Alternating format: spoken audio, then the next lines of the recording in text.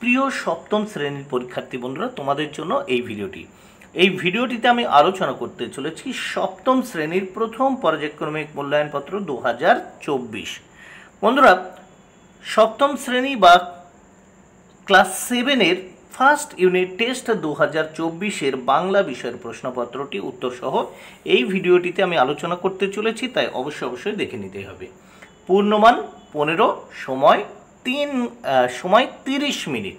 বন্ধুরা, এই প্রশ্নপত্রটি সম্পূর্ণ সিসিই পদ্ধতি অনুসরণ করে তৈরি হয়েছে, তাই অবশ্যই দেখে নিতেই হবে, কারণ এই প্রশ্নপত্রটি কিন্তু একেবারে অরিজিনাল বা আসল প্রশ্নপত্র। প্রথম এক দাগে কি বলেছে দেখে নেওয়া যাক। সঠিক উত্তরটি বেছে নিয়ে লেখো। যে কোনো 3টি প্রশ্নের উত্তর করতে হবে। এর জন্যে 3 মার্ক বরাদ্দ, প্রত্যেকটি প্রশ্নের জন্য 1 মার্ক করে বরাদ্দ। প্রথম 1-এর 1, নদীর স্রোতের ছন্দ যার সমতুল্য? উত্তর খ, ছড়ার সমতুল্য। 1-এর 2 নম্বর প্রশ্ন, মাইকেল মধুসূদন দত্ত যে বর প্রার্থনা করেছিলেন তা হলো? উত্তর অপশান গ, অমরত্ব। নেক্সট আমরা দেখে নেব 3 দাগের প্রশ্ন। 3 দাগের প্রশ্নে কি বলেছে? রামানন্দ চট্টোপাধ্যায়ের সঙ্গে রামকিঙ্কর বেইজের পরিচয়? উত্তর অপশান ঘ, বীরভূম বা শান্তিনিকেতনে, মানে বীরভূমের শান্তিনিকেতনে, তাই এখানে বীরভূম অপশান থাকতে পারে বা শান্তিনিকেতন। 4 নম্বর প্রশ্ন, অ লিখছে আ লিখছে 10 জোনাকি? উত্তর অপশান গ, বকুল। উত্তর অপশান গ, বকুল গাছে উত্তর হবে। নেক্সট আমরা 2 দাগের প্রশ্নগুলো দেখব।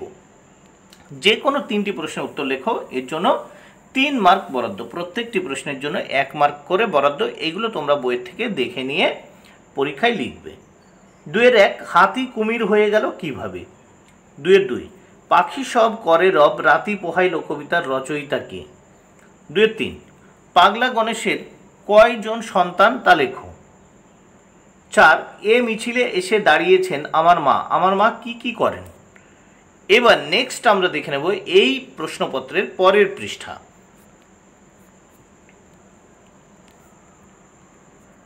3 দাগের প্রশ্ন, যে কোনো 2টি প্রশ্নের উত্তর দাও। এর জন্য 4 মার্ক বরাদ্দ, প্রত্যেকটি প্রশ্নের জন্য 2 মার্ক করে বরাদ্দ। 3-এর 1, খাঁটি দেশি শব্দ কাকে বলে? উদাহরণ দাও। 3-এর 2, চর্চার অভাবে মানুষের মনে আর কোনো উদ্রেক দেখা যায় না কেন? 3-এর 3, ছন্দ শোনা যায় না কখন ছন্দ শোনা যায় বলে কবি ব্যাখ্যা করেছেন?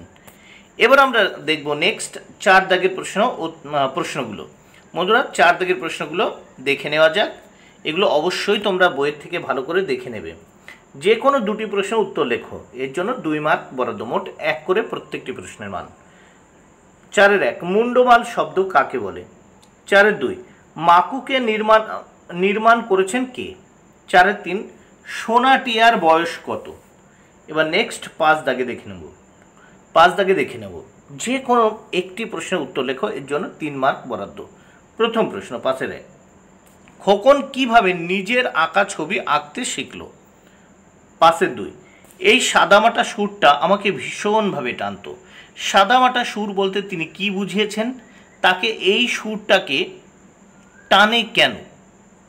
বন্ধুরা, ভিডিওটি ভালো লাগলে অবশ্যই লাইক, কমেন্ট, শেয়ার করো। Thank you very much. Keep watching my channel and my video.